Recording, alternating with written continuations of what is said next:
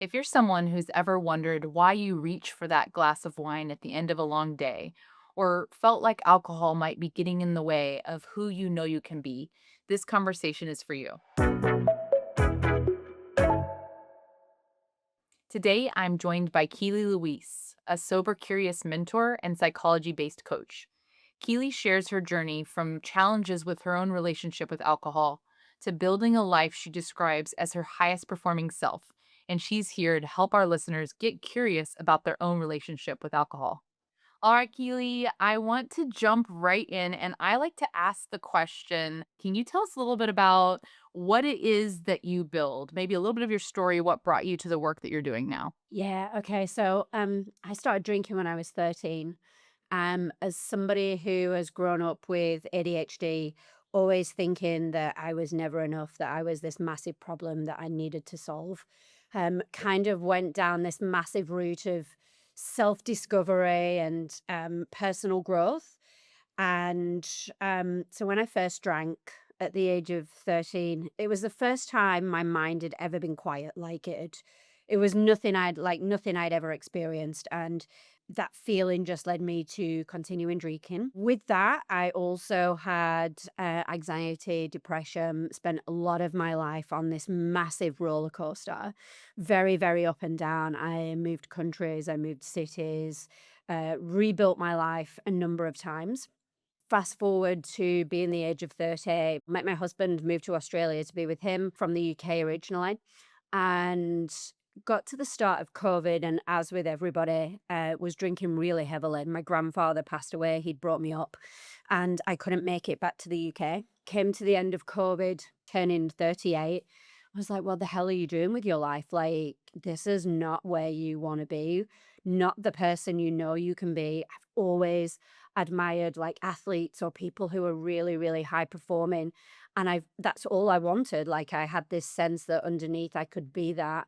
But the alcohol was holding me back. And that was 4 years ago. Then 2 years ago I separated from my husband and rebuilt my whole life. Now I'm currently in Bali and living my best life. Like I've just never been happier. Now I'm high performing. I have a corporate job and then I do this stuff with women and it's a beautiful place to be. Keely, thank you so much for sharing your story. And one of the things that we talk a lot about on the Building Thinkers podcast is flourishing. Like, what does it mean to have a life of flourishing to you? And one of the things I know you're interested in our listeners thinking about is this idea of getting curious about their relationship with alcohol. So, Keely, what would you say to our listener if they're interested in starting that curiosity, but maybe they're not ready yet to say exactly what it means to them? We're taught to chase a status of happiness. And I don't actually think that happiness is something that we can achieve. And that would be amazing, but happiness is a feeling. And we can't be happy every day. We're taught to chase something that's unattainable. And then coming back round to the alcohol and getting curious with that. So, as somebody who drank from the age of 13, you don't realize the impact it has on you because when you're drinking, it just becomes kind of part of your life. The thought process with a lot of people is because I've drank for so long, it can't be the alcohol. That's not the problem because it's something that I've been doing all my life. When actually, it probably is. Have a think about the impact. So, if you're having a glass of wine or two glasses of wine, how do you feel the next day? Why are you even reaching for that glass of wine? So, quite often there's this need for a glass of wine. It's like, I've had a really hard day. We use it for everything. We use alcohol to celebrate, we use it to commiserate, we use it to grieve, we use it just because it's a Tuesday. And it's like it's the reward for us. And we've got this kind of FOMO around not being able to drink and having a drink at the end of the day or the end of a work week. So I ask you to get curious, kind of, why are you reaching for that drink? I always say, if you say you need something, that's a problem because the word need is a very controlling word. So that in itself is okay, I need that. So what is it Yeah. trying to, yeah. And the other piece around that is just sitting with it. Okay, so yeah, I'm bored. But actually, why are you bored? Quite often, half of the time we're doing this stuff is because we're trying to run away from the person that we are, or run away from parts of us that we don't think we want to let out to the world and we don't like sitting with. But the challenge is the more we do that, the more they come up and bite us in the butt. And then the more that we're drinking, the more we're actually reducing our baseline level of happiness because we're getting these fake dopamine hits every time we drink, but then it's bringing us down to here underneath that baseline. So then having to try and bring us back up, we're needing more of the same. So for me, it's all about just asking ourselves, what is it doing the next morning? How do I feel? Because quite often, as I did, we use it as a way to quieten our mind. But then the next day, that chatter is just 10 times louder. And then you've got the guilt and you've got the shame thrown into that. So ask yourself in the morning, okay, how do I feel? If I didn't have that wine, would I feel better? Keely, one of the things in there that in my own curiosity in this area that I think is it was really key for my understanding is that idea of homeostasis that you just talked about. Like alcohol is a like downer, a depressant. And so that's where you do experience some of those. Like I feel like in certain moments my mind is quieter that you described, right? But our body to get back to homeostasis has to raise back up, which is why we see increased cortisol, that activation of our thinking to kind of come back to the body's trying to find that baseline. And I'm wondering if there's anything else you kind of learned about that area. Oh, absolutely.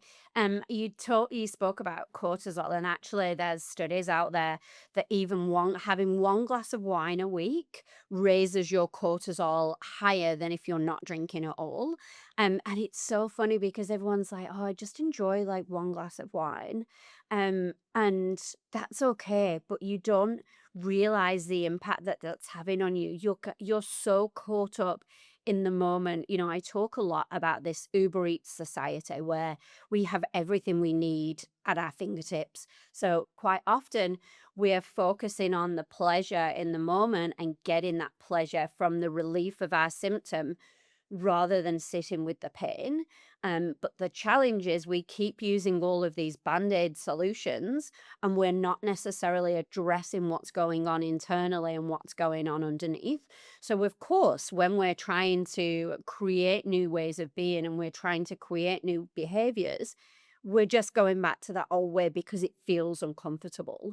So it's easier to go back to that comfort zone of everything we know than it is to move through, I call it the gray area, out to the other side where you've made that change. I want to speak to your comments around we use it for everything. We use it for celebrating, we use it like this social aspect.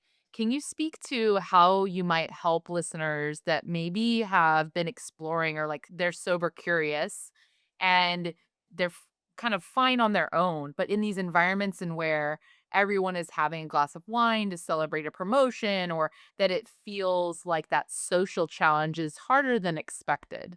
So going out into those environments is really challenging because when I first stopped and I would say, I'm not drinking. Oh, come on. Why? Just have one. Are you pregnant? Or are you on medication? It's like if you're taking drugs, and I know this is quite the extreme, but if you're taking drugs, no one's asking you why you're not on heroin or why you're not on cocaine. But for some reason, it's acceptable with alcohol.